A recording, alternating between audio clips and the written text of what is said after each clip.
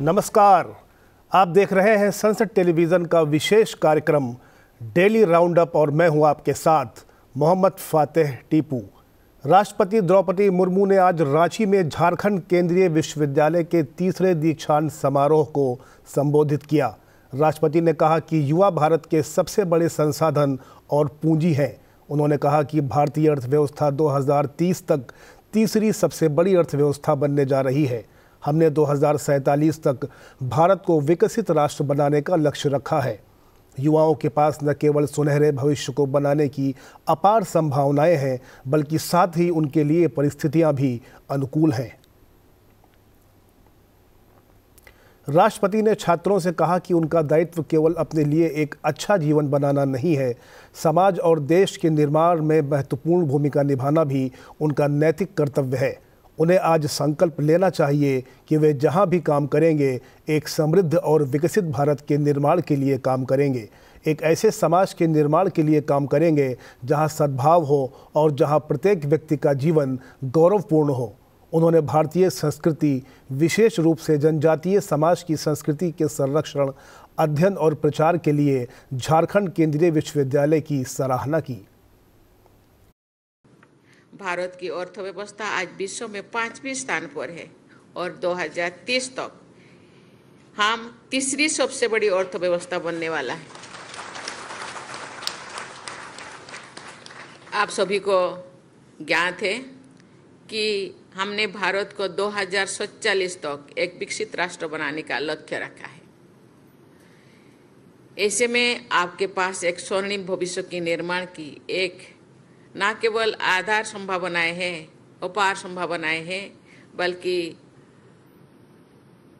उनके अनुकूल परिस्थितियों को भी हमको बनाना होगा। आपका दायित्व सिर्फ अपने लिए एक अच्छा जीवन के निर्माण का ही नहीं है, आपका ये भी नैतिक कर्तव्य है कि आप समाज व देश निर्माण में भी महत्वपूर्ण भूमिका निभाएं। आप आज प्रतिज्ञा लें कि आप जिस क्षेत्र में कार्यरत होंगे वहाँ एक समृद्ध एवं विकसित भारत के निर्माण के लिए कार्य करेंगे, एक ऐसे समाज के निर्माण के लिए कार्य करेंगे जहाँ समरसता हो और जहाँ प्रत्येक व्यक्ति का जीवन गरिमापूर्ण हो। राष्ट्रपति ने कहा कि वह जब भी झारखंड आती हैं तो ऐसा लगता है जैसे वह अपने घर लौट आई है।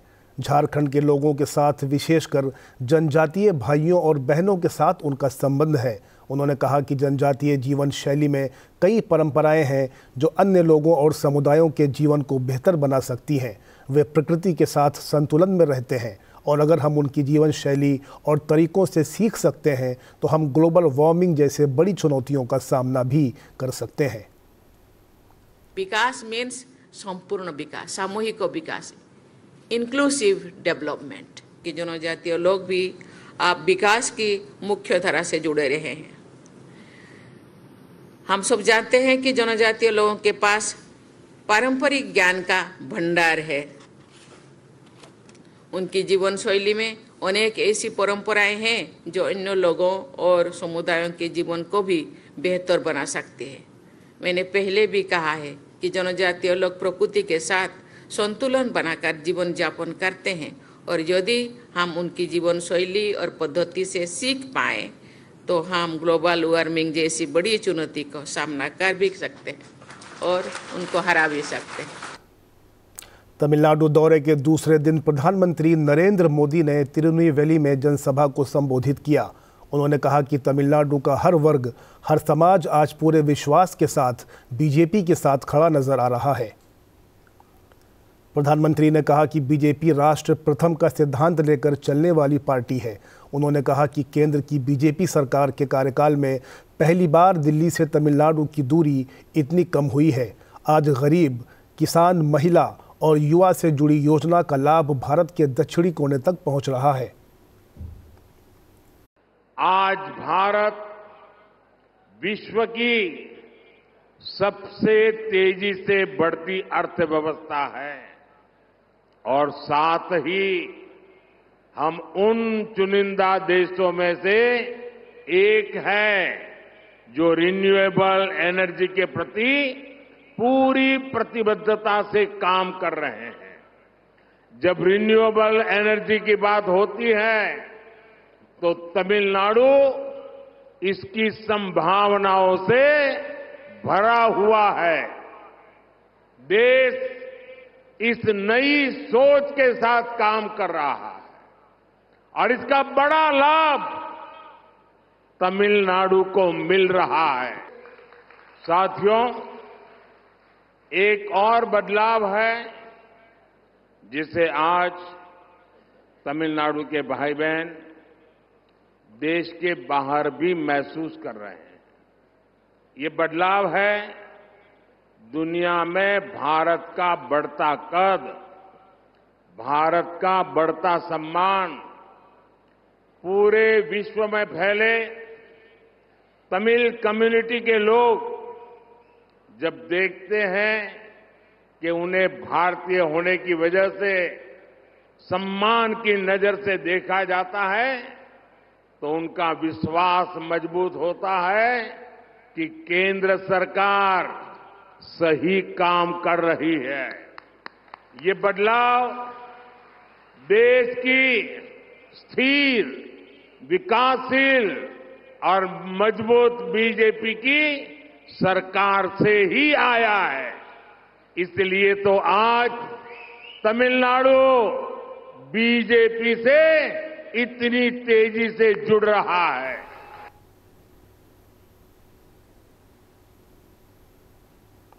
प्रधानमंत्री नरेंद्र मोदी ने विपक्षी पार्टियों पर निशाना साधते हुए कहा कि 2024 के चुनाव में एक तरफ विकास और विजन की बात करने वाली बीजेपी है, वहीं दूसरी ओर डीएमके और कांग्रेस जैसी पार्टियां हैं जिनके पास न विजन है और इन्हें देश से बड़ा परिवार लगता है। साथियों, डीएमके और कांग्रेस सिर्फ लोगों में, समाज में बंटवारा करती है, जबकि हम देश के हर कोने, हर परिवार को अपना परिवार समझते हैं। साथियों, बीजेपी राष्ट्र प्रथम, नेशन प्रथम, नेशन फर्स्ट का सिद्धांत लेकर चलने वाली पार्टी है। बीजेपी की हमारी सरकार दुनिया भर में संकट में फंसे भारतीयों की सुरक्षित वापसी के लिए कोई कोर कसर बाकी नहीं छोड़ती। प्रधानमंत्री नरेंद्र मोदी ने तमिलनाडु के तुतुकुड़ी में 17,000 करोड़ रुपए से अधिक की कई परियोजनाओं का उद्घाटन और शिलान्यास किया। इस मौके पर उन्होंने कहा कि आज शुरू की गई मल्टी मॉडल परियोजनाएं प्रदूषण रहित परिवहन प्रदान करेंगी और जलमार्ग से यात्रा की लागत में भी कमी आएगी। प्रधानमंत्री नरेंद्र मोदी ने कहा कि आज तमिलनाडु प्रगति का नया अध्याय लिख रहा है। यहाँ कई परियोजनाओं का उद्घाटन या शिलान्यास किया जा रहा है। यह परियोजनाएं विकसित भारत के रोड मैप का एक महत्वपूर्ण हिस्सा हैं। इन परियोजनाओं में एक भारत श्रेष्ठ भारत की भावना भी देखने को मिलेगी। उन्होंने कहा कि केंद्र सरकार ने पिछले 10 वर्षों में तमिलनाडु में अनेक बुनियादी ढांचा परियोजनाओं को पूरा किया है। इस एक प्रोजेक्ट में 7,000 करोड़ रुपए का इन्वेस्टमेंट होगा। 900 करोड़ रुपए के कई प्रोजेक्ट्स का आज लोकार्पण हुआ है। इसके अलावा आज अलग अलग पोर्ट पर करीब 2,500 करोड़ रुपए के 13 नए प्रोजेक्ट्स का भी यहां से शिलान्यास हुआ है। मैरीटाइम सेक्टर के इस कायाकल्प से तमिलनाडु के लाखों लोगों को फायदा होगा। यहां के नौजवानों के लिए रोजगार के नए अवसर बनेंगे। इसी तरह तमिलनाडु के रोडवेज इंफ्रास्ट्रक्चर के और आधुनिक बनाने के लिए आज मैंने 4,500 करोड़ रुपए के 4 बड़े प्रोजेक्ट का भी लोकार्पण किया है। इनसे राज्य की रोड कनेक्टिविटी बेहतर होगी, यात्रा का समय कम होगा, साथ ही टूरिज्म और इंडस्ट्री को भी बहुत बढ़ावा मिलेगा। प्रधानमंत्री नरेंद्र मोदी ने कहा कि जलमार्ग और समुद्री क्षेत्र को दशकों तक हमारे देश में उपेक्षा के साथ देखा गया, लेकिन यही उपेक्षित क्षेत्र आज विकसित भारत की बुनियाद बन रहे हैं। तमिलनाडु और दक्षिण भारत को इसका सबसे बड़ा लाभ मिल रहा है। विकास परियोजनाओं का जिक्र करते हुए उन्होंने कहा कि हाइड्रोजन ईंधन सेल देश के भविष्य को सतत विकास के मार्ग पर ले जाएगा। वाटरवेज और मैरीटाइम सेक्टर को हमारे देश में दशकों तक उपेक्षा के साथ देखा जाता रहा, लेकिन यही उपेक्षित सेक्टर्स आज विकसित भारत की बुनियाद बन रहे हैं। तमिलनाडु और दक्षिण भारत को इसका सबसे बड़ा लाभ मिल रहा है। तमिलनाडु के पास 3 बड़े पोर्ट्स हैं, 1 दर्जन से ज्यादा छोटे पोर्ट भी हैं। हमारे दक्षिण के लगभग सभी राज्य कोस्टल लाइन की असीम संभावनाओं से जुड़े हुए हैं। मैरीटाइम सेक्टर और वाटरवेज सेक्टर के विकास का सीधा मतलब है तमिलनाडु जैसे राज्य का विकास। आप देखिए, पिछले 1 दशक में अकेले वीओसी पोर्ट पर ट्रैफिक 35% बढ़ा है। पिछले साल इस पोर्ट ने 38 मिलियन टन कार्गो हैंडल किया। इसकी सालाना ग्रोथ भी करीब 11% रही। ऐसे ही रिजल्ट आज हमें देश के दूसरे बड़े पोर्ट्स में भी देखने को मिल रहे हैं। इस सफलता में भारत सरकार के सागर माला जैसे प्रोजेक्ट की एक बड़ी भूमिका है। तमिलनाडु के दौरे के बाद प्रधानमंत्री नरेंद्र मोदी महाराष्ट्र पहुंचे, जहां उन्होंने यवतमाल से राज्य में रेल, सड़क और सिंचाई से जुड़ी 4,900 करोड़ रुपए से अधिक की कई बुनियादी ढांचा परियोजनाओं का उद्घाटन और लोकार्पण किया। प्रधानमंत्री ने कहा कि इन प्रोजेक्ट से महाराष्ट्र की प्रगति को बढ़ावा मिलेगा।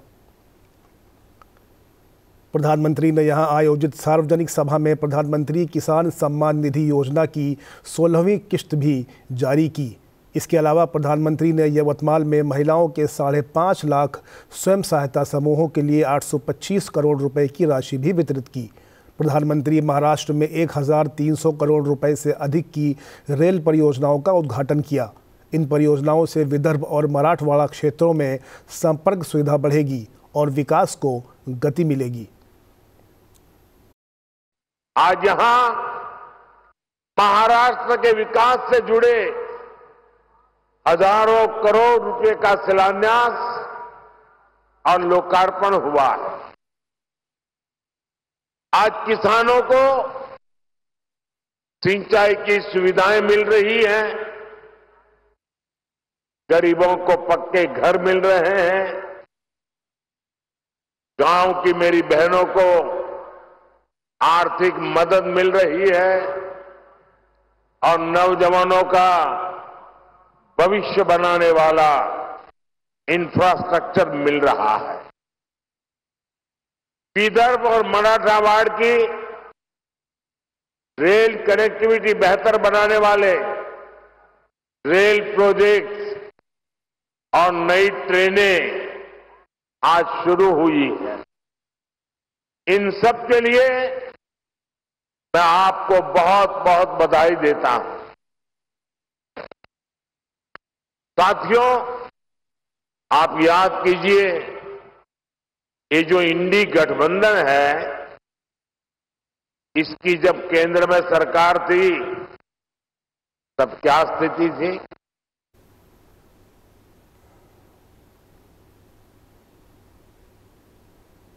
प्रधानमंत्री ने कहा कि हम देश को बनाने के लिए, देशवासियों का जीवन बदलने के लिए एक मिशन लेकर निकले हैं। इसलिए बीते 10 वर्षों में हमने जो भी कुछ किया वो आने वाले 25 वर्ष की नींव है। प्रधानमंत्री ने कहा कि उन्होंने भारत के कोने कोने को विकसित बनाने का संकल्प लिया है।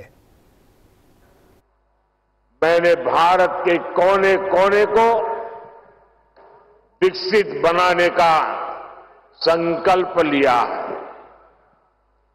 इस संकल्प की सिद्धि के लिए शरीर का कण कण, जीवन का क्षण क्षण आप सबकी सेवा में समर्पित है। और भारत को विकसित बनाने के लिए 4 सबसे बड़ी प्राथमिकता है: गरीब, किसान, नौजवान और नारी शक्ति। ये चारों सशक्त हो गए तो हर समाज, हर वर्ग, देश का हर परिवार सशक्त हो जाएगा। साथियों, आज यहां यवतमाल में इन्हीं गरीब, किसान, नौजवान और नारी शक्ति, इन चारों को सशक्त करने वाला काम हुआ। लोकसभा अध्यक्ष ओम बिरला ने अपने संसदीय क्षेत्र कोटा स्थित ट्रिपल आईटी कोटा के दीक्षांत समारोह में छात्रों से संवाद किया। उन्होंने कहा कि आईआईटी और ट्रिपल आईटी जैसी संस्थाओं के कारण भारत की प्रतिष्ठा संपूर्ण विश्व में है। यहाँ के विद्यार्थी सामाजिक, आर्थिक, औद्योगिक परिदृश्य बदलते हुए वैश्विक चुनौतियों का समाधान कर रहे हैं। लोकसभा अध्यक्ष ने छात्रों का आह्वान किया कि भारत के इस अमृतकाल में वो अपने ज्ञान और नई सोच से देश को लाभान्वित करें। उन्होंने छात्रों से कहा कि वो जो कार्य करें उसमें राष्ट्र प्रथम की भावना सर्वोपरि होनी चाहिए। साथ ही ये सुनिश्चित करें कि आपका प्रत्येक निर्णय सशक्त, विकसित और आत्मनिर्भर भारत के निर्माण में महत्वपूर्ण योगदान दे। लोकसभा अध्यक्ष ने कहा कि छात्र अपने संस्थान के आसपास के गांवों में सामाजिक क्षेत्र में अपनी भूमिका निभाएं और गांव के बच्चों और युवाओं को शिक्षित और प्रोत्साहित करें। ये समय भारत के लिए बहुत अनुकूल समय है।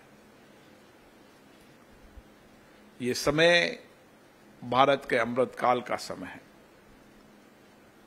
और ये समय हम सबके लिए भी इसलिए भी महत्वपूर्ण है कि सदी में हम दुनिया में जो कुछ भी परिवर्तन हो रहा है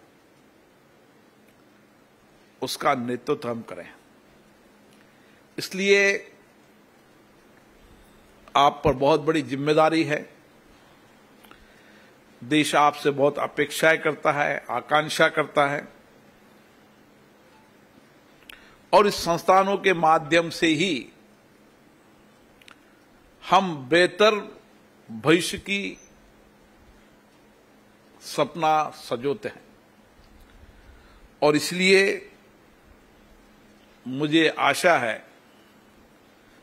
कि मैं यहां पढ़ने वाला विद्यार्थी इस डिजिटल टेक्नोलॉजी के अंदर, इस सूचना प्रौद्योगिकी के जो आज का सबसे महत्वपूर्ण क्षेत्र है, उस क्षेत्र में बहुत बड़ा परिवर्तन करेगा। लोकसभा अध्यक्ष ने कहा कि तकनीकी आविष्कारों और नवाचार के वर्तमान काल में भारतीय युवा वैश्विक तकनीकी प्रगति में उल्लेखनीय और अग्रणी भूमिका निभा रहे हैं। भारतीय युवा पूरी दुनिया में प्रौद्योगिकी, नवाचार, आर्टिफिशियल इंटेलिजेंस और स्टार्टअप में क्रांति का नेतृत्व कर रहे हैं। उन्होंने कहा कि छात्रों में नई सोच को प्रोत्साहित करने और विकसित किया जाना चाहिए, जिसके परिणाम स्वरूप वे नवाचार को अपनाएंगे। नया भविष्य गढ़ेंगे और समाज में सकारात्मक बदलाव का साधन बनेंगे। दुनिया के अंदर सबसे बड़ा सेक्टर आईटी और सॉफ्टवेयर का सेक्टर या आर्टिफिशियल इंटेलिजेंसी का या डेटा का, ये आज का सेक्टर सबसे बड़ा सेक्टर है और वैश्विक चुनौतियों का समाधान भी इससे निकलेगा। समाज जीवन के हर परिवर्तन और बदलाव में आज प्रौद्योगिकी का महत्वपूर्ण स्थान है। आप किसी भी सेक्टर में चले जाएं, हर सेक्टर के अंदर आप चाहे मेडिकल में चल जाएं, चाहे एग्रीकल्चर में चल जाएं या रोजमर्रा की जीवन की आवश्यकताओं में चले जाएं, हर सेक्टर के अंदर सबसे महत्वपूर्ण काम आपको मिला है कि आप सबका सौभाग्य है कि आपको इतनी बड़ी जिम्मेदारी मिलने वाली है, जिस जिम्मेदारी से आप देश की भी और विश्व की चुनौतियों का समाधान कर पाएंगे। मैं आपको बधाई देता हूं। देश भर में आज राष्ट्रीय विज्ञान दिवस मनाया जा रहा है। इस वर्ष के विज्ञान दिवस का विषय विकसित भारत के लिए स्वदेशी तकनीक है। इसका मकसद भारत के भविष्य निर्माण में घरेलू प्रौद्योगिकियों के महत्व पर बल देना है। प्रधानमंत्री नरेंद्र मोदी ने राष्ट्रीय विज्ञान दिवस पर शुभकामनाएं दी हैं। उन्होंने वैज्ञानिक स्वभाव, नवाचार और प्रौद्योगिकी पर अपने विचारों को प्रदर्शित करने वाला एक वीडियो भी साझा किया। प्रधानमंत्री ने अपने संदेश में कहा कि राष्ट्रीय विज्ञान दिवस पर शुभकामनाएं। हमारी सरकार युवाओं में अनुसंधान और नवाचार को बढ़ावा देने के लिए लगातार काम कर रही है। यह विकसित भारत के हमारे सपने को साकार करने के लिए बहुत महत्वपूर्ण है। लोकसभा अध्यक्ष ओम बिरला ने अपने संदेश में कहा कि नेशनल साइंस डे पर युवाओं और वैज्ञानिकों का उनकी गौरवशाली उपलब्धियों के लिए अभिनंदन। इस वर्ष विज्ञान दिवस स्वदेशी टेक्नोलॉजी से विकसित भारत के संकल्प की सिद्धि की राह दिखाता है। आशा है युवा इससे प्रेरित होकर एक नई ऊर्जा से देश को आत्मनिर्भर बनाने में सर्वश्रेष्ठ योगदान देंगे। फिलहाल हमारे विशेष कार्यक्रम डेली राउंडअप में इतना ही। आप देखते रहिए संसद टीवी। नमस्कार।